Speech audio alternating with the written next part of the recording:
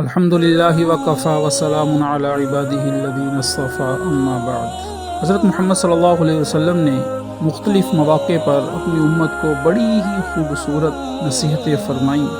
ایک حدیث میں اللہ کے نبی صلی اللہ علیہ وسلم نے فرمایا، من اراد العز بلا عشیرہ، جو بغیر خاندان کے عزت چاہتا ہو، وغنن بلا مال، اور بغیر مال کے غنی بننا چاہتا ہو، وہیبتاً بلا سلطان، اور بغیر لشکر کے طاقتور بننا چاہتا ہو، تو وہ کیا کرے؟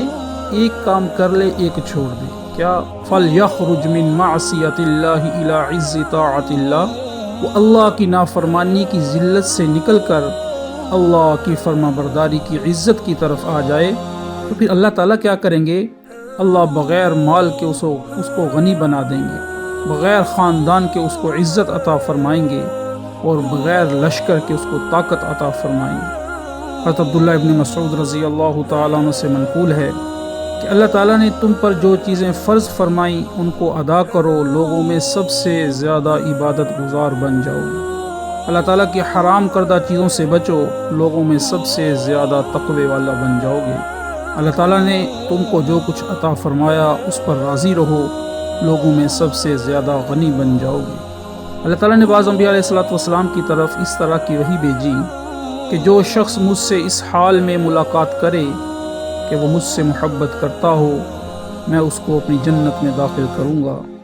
جو شخص مجھ سے اس حال میں ملاقات کرے کہ وہ مجھ سے ڈرتا ہو تو میں اس کو اپنی جہنم سے دور رکھوں گا۔ جو شخص مجھ سے اس حال میں ملاقات کرے کہ وہ مجھ سے حیا کرتا ہو تو میں کرامن کاتبین فرشتوں کو اس کے گناہ بھلا دوں گا۔ حضرت علی رضی اللہ تعالی عنہ سے منقول ہے کہ جس پر چاہو احسان کرو، بس تم اس کے امیر ہو۔ جس سے چاہو سوال کرو، تو جب سوال کرو گے بس تم اس کے غلام بن جاؤ گے۔ جس سے چاہو استغنا اختیار کرو، جب تم اس سے استغنا اختیار کرو گے تو تم بھی اسی کی طرح غنی بن جاؤ گے۔ حضرت ابن عباس رضی اللہ تعالیٰ عنہ سے منقول ہے کہ ان سے سوال کیا گیا کہ بہترین دن کون سا ہے، اور دوسرا سوال یہ کیا گیا بہترین مہینہ کون سا ہے، اور تیسرا سوال ان سے جو کیا گیا کہ بہترین عمل کون سا ہے۔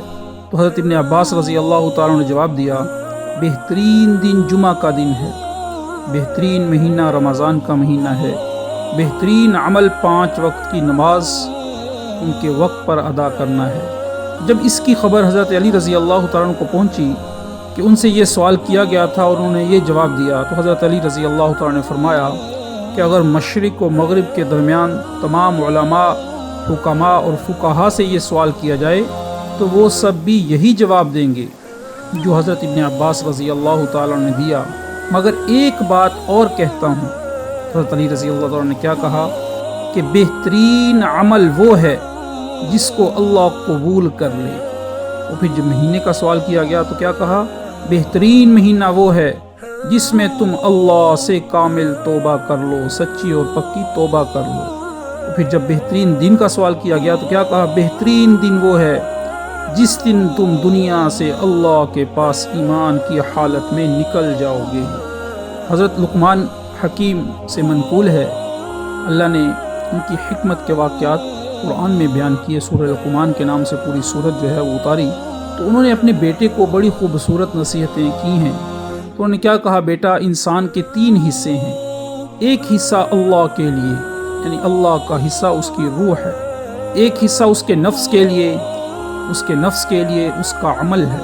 ایک حصہ کیڑوں مکوڑوں کے لیے، کیڑے مکوڑوں کے لیے اس کا جسم ہے۔